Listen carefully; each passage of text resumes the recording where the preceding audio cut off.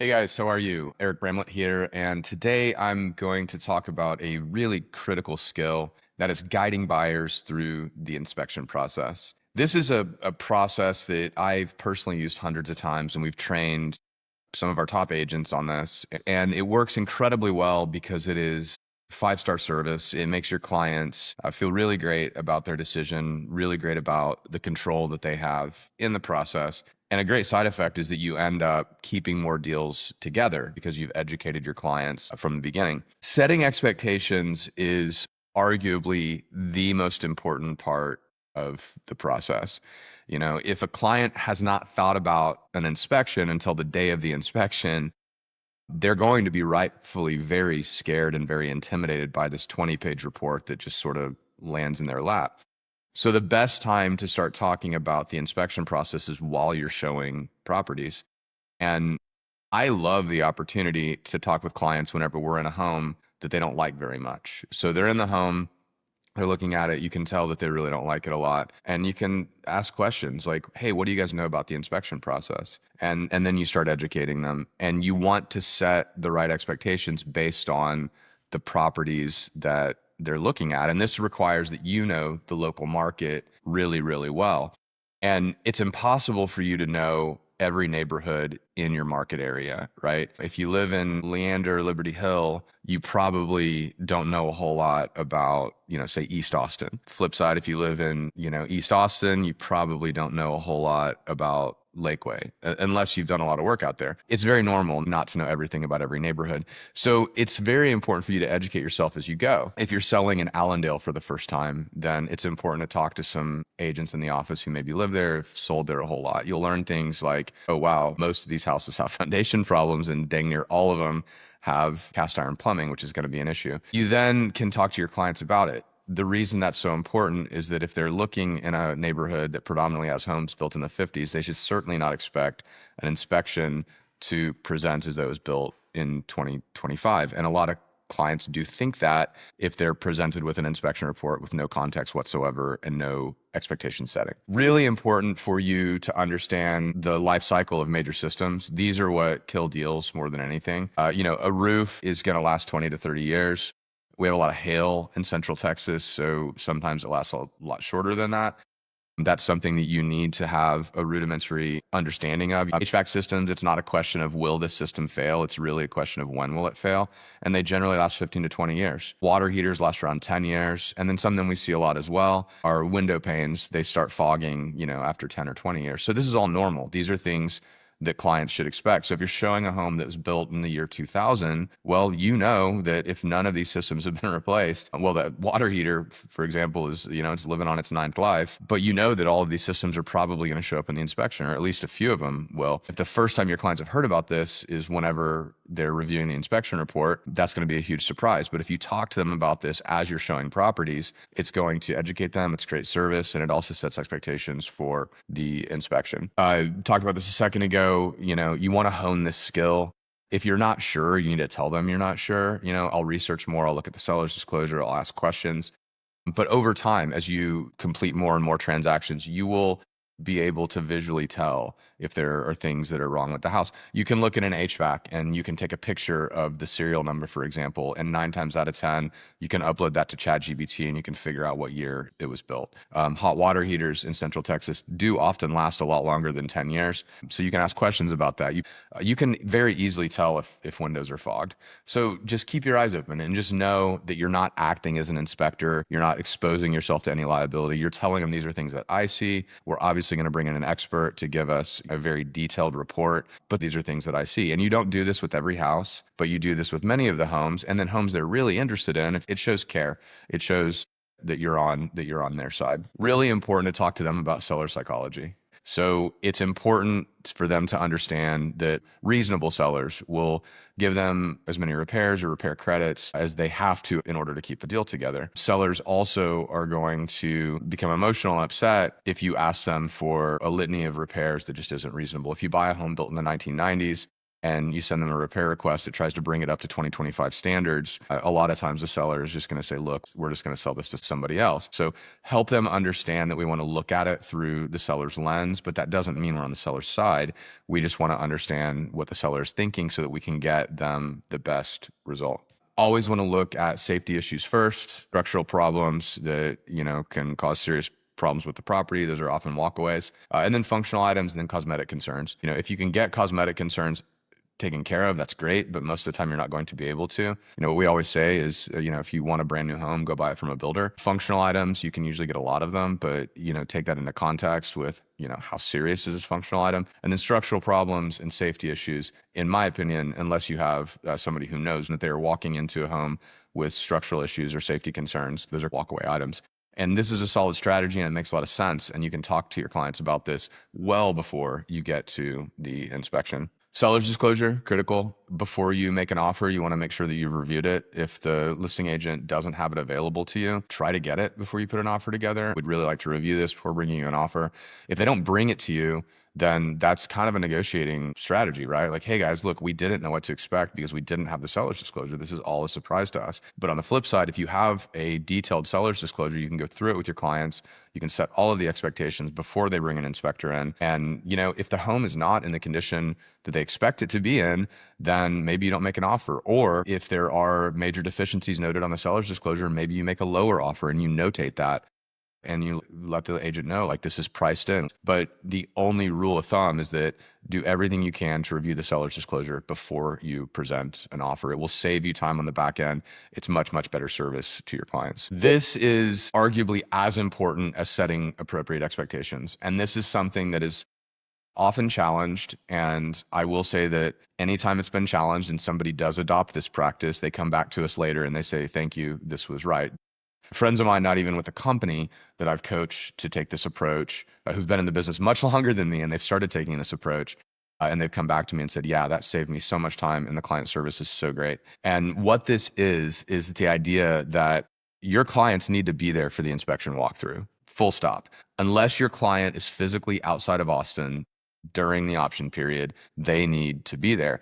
And if your client is physically outside of Austin during the option period, I would say that you should bring them in on a video call for the final walkthrough. It's really important. I'm buying this very expensive asset. What condition is it in? What meeting is more important than this? And secondly, you, the agent, need to attend. This is more important than closing, in my opinion. And the reason it's more important is that this is what sets up their experience for the entire transaction. So you've helped them find the home, you've delivered a great 5-star experience to this point, and now you have the second part of the job, which is to help them understand if they should really buy this house. An in-person meeting with the inspector is critical. The second reason, beyond 5-star service, which 5-star service is reason enough alone, but the second reason is that you will save so much time by attending this appointment, which will take you 1 to 2 hours, that it's more efficient. So by attending the appointment, you will have saved yourself hours of work on the back end. And that's why you need to be there for the inspection walkthrough. You're not there for the entire inspection. That's a waste of time, but you talk to your inspector. When are you going to finish up? You meet them when they've finished, and then they walk you through the house and they show you in person what the findings are. You need to be able to ask 3 questions. And if your inspector won't answer these 3 questions, quite simply find another inspector. The first question I always ask the inspector is, do you see any deal killers? Deal killers are walkaways. Their foundation is messed up. There's major safety concerns, things like that.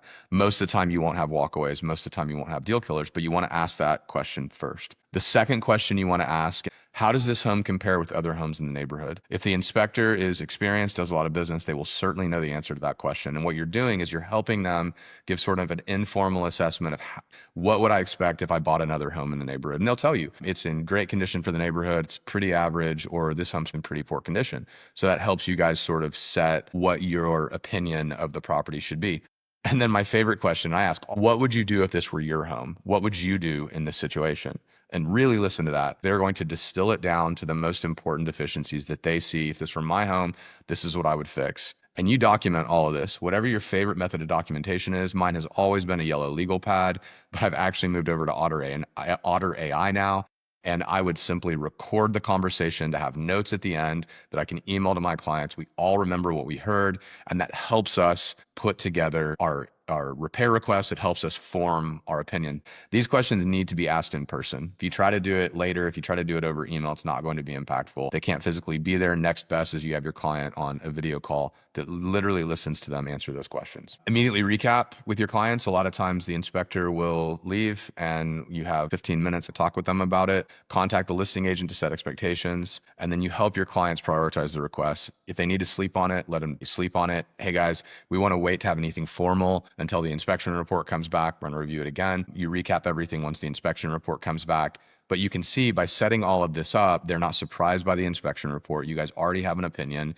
And if they do go off the rails when they start reading the inspection report, you can guide them back to something reasonable, which is what you have already discussed. So this strategy, again, saves you so much time on the back end. It will help you keep good deals together much more often. And it's just an amazing experience for your clients. So these are all the reasons why you want to have this strategy. Always best to negotiate a repair credit versus asking the seller to make the repairs. And I understand that many buyers just want the repairs done. You want to help them understand that they will have different goals from the seller. The seller wants it done as cheaply as possible. They want it done as well as possible. So if you ask the seller to do it, they're going to usually find the cheapest vendor to complete it. If they ask for a repair credit, they then have to manage the repairs, but they get to manage the repairs, which is good in that they get to pick the vendor. They can make sure that the repairs are done to their standards. This obviously puts more work on your plate. This means that you have to be able to roughly estimate what the repairs are going to cost. But going back to this is 5-star service, number one. And number two, this will save you so much time on the back end. We've all been in that situation where we're one day away from closing and the repairs haven't been completed or they've been completed poorly. And whenever you negotiate a repair credit, you don't have to worry about any of those standards right before closing. Need to make sure that your clients understand that they can always walk away. And that's powerful. Whenever they know that the ball is in their court, they can walk away anytime they need to. It helps them feel good about the situation. So whenever there are serious safety concerns, things like that, oftentimes the move is like, hey guys, I think we might want to walk away from this. What do you guys think? That shows them that you are acting in their best interest, which is against your best interest, by the way. It means your commission is further away from you. It's how you build trust. You're not doing it to build trust. You're doing it because it's the right thing to do. It's your fiduciary responsibility. But the amazing side effect is that it really builds trust. There are certain times you have completely unreasonable sellers. The buyers absolutely love the home. They don't want to lose the home and they deal with it. But oftentimes, whenever the sellers are completely unreasonable, especially in a high inventory market, you just say, guys, listen, we're going to have an easier time if we just walk from this one. Let's find a better house. And if they agree with that, then they can just walk away. If your clients are extremely anxious, if it just doesn't feel right to them, that's emotion, but emotions are real. And if this isn't the right one, if they need to continue looking in order to feel comfortable about the purchase, allow them to continue looking. That can be frustrating for us because we know, hey, this is a great house, but if it's not right for them, you're their advocate.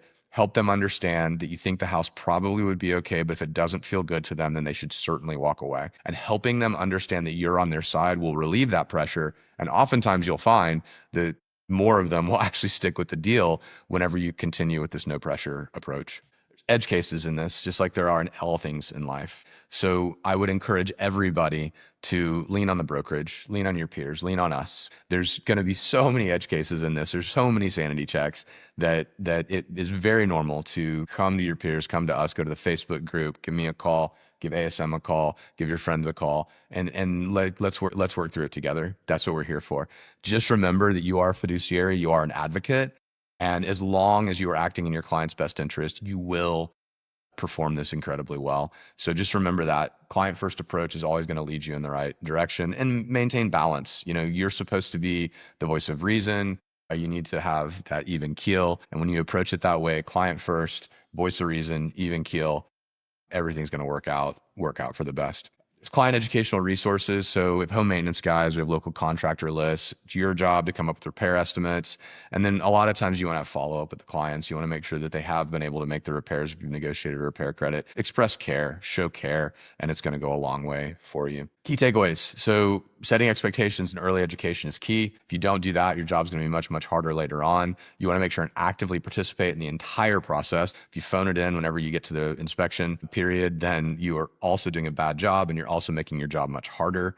Strategic negotiation and reasonable negotiation is very critical, and always, always, always learn. Every inspection you go to, every inspection you walk through, ask questions if you're just curious. Sounds selfish, but your clients are probably curious too, and you'll have stories to tell. I always hear from agents, oh, yeah, well, it was a tough experience, but at least I have one more story that I can throw into my bag of stories. Stories are how you educate people, it's how people love to learn. So by being more present, by being more involved in the process, you'll get a lot more stories, and that's a great side effect. Remember that technical expertise is a journey, not a destination. So this entire process, it sounds like, oh my gosh, Eric, you're asking me to be an inspector. You're asking me to be an expert. And I'm not.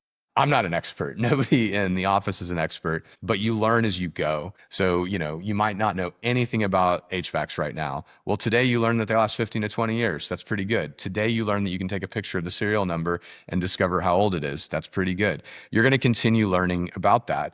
Sooner than later, you're going to know exactly what a Federal Pacific electrical panel is. There's a whole topic on FedPAC panels that you probably want to know about if you sell in Central Austin.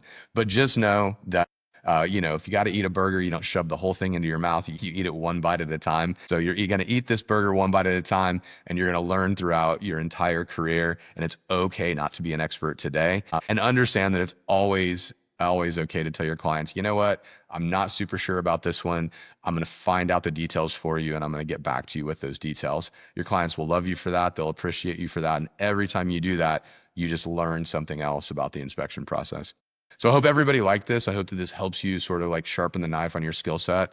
I hope it helps you, provide more amazing service to your clients. And then a great side effect is that you'll probably keep more deals together. So thank you very much.